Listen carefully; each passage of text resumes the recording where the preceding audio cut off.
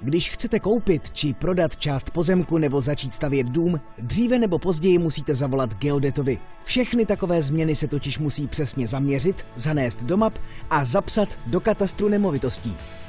Tam jsou sepsány a zakresleny všechny pozemky a nemovitosti v České republice i jejich majitelé. Dnes už se většinou vše měří a ukládá digitálně. Polohu totiž určují satelity na oběžné dráze, podobně jako třeba u GPS.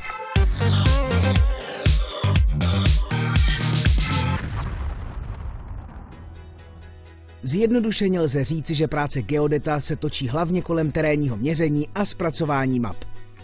Zahrnuje totiž rozmanité činnosti od zaměřování a vytyčování bodů a hranic v terénu až po jejich zakreslování do plánů či map. Podívejme se na to blíže. Jak se vlastně tvoří taková mapa? Základem může být například letecký snímek nebo ortofotomapa, která se obnovuje každé 2 roky. Podkladový snímek se pak dále zpracovává.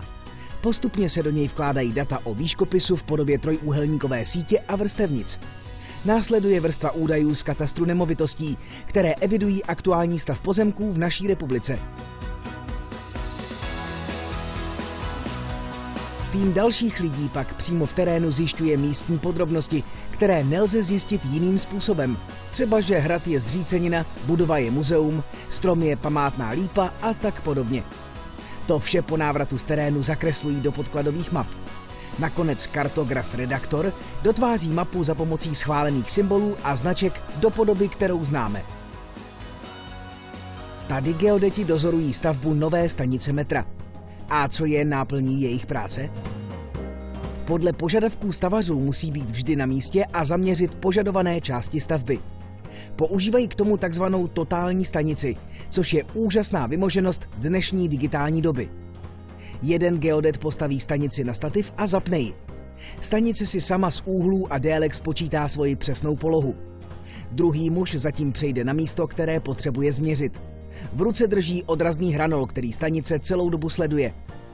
Když chce geodet zaměřit příslušný bod, stiskne jen tlačítko a údaje se uloží na paměťovou kartu. V tomto případě geodet hlídá, aby byl beton nového nástupiště vylit přesně v místě, na kterém je určen v projektové dokumentaci. Údaje z paměťové karty se potom v sídle společnosti zpracují a výsledkem jsou přesné informace o stavu a umístění stavby.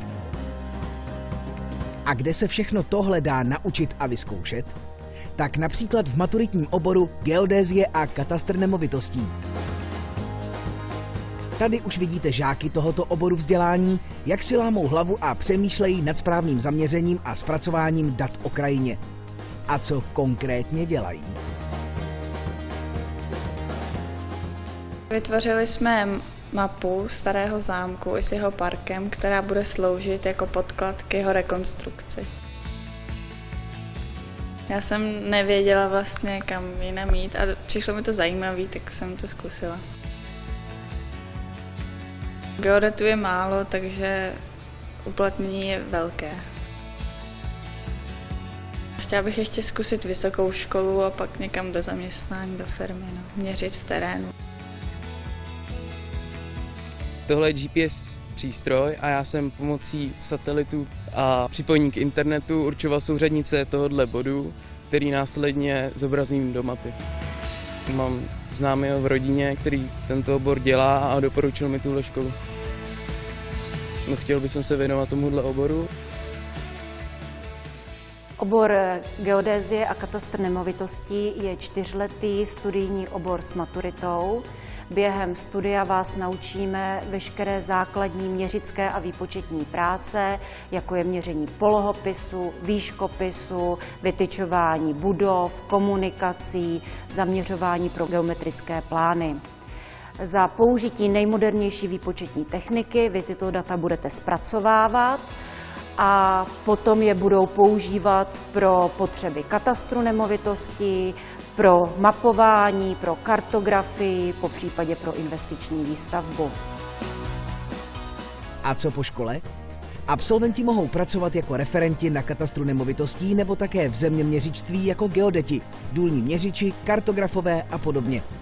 Uplatnění najdou hlavně v činnostech souvisejících s výstavbou nebo s tvorbou a vydáváním map. Velká část absolventů pokračuje také na vyšších odborných či vysokých školách, ve stavebních nebo v příbuzných oborech. Já jsem si vždycky ráda prohlížela mapy, listovala jsem atlasy. A vlastně, když jsem se rozhodovala, co dál, tak jsem hledala školu, kde bych se to mohla naučit. Nejen, že jsem se tam ty mapy naučila dělat, ale naučila jsem se tam i změřit vlastně všechno, co se změřit na Zemi dá. Pracuji v současné době na vytváření základních map 1:10 000 a tak vlastně denně cestuji po republice. Dala mi ucelené vzdělání v krásném oboru geodézie a uchvátilo mi to natolik, že jsem pak pokračoval ještě na vysoké škole. V současné době pracuji na pozici ředitel divize, organizuji práci geodetů. Zaujal vás tento obor? Pokud chcete o oboru geodézie a katastr nemovitostí vědět ještě více, stačí se podívat na informace, které jsme pro vás připravili.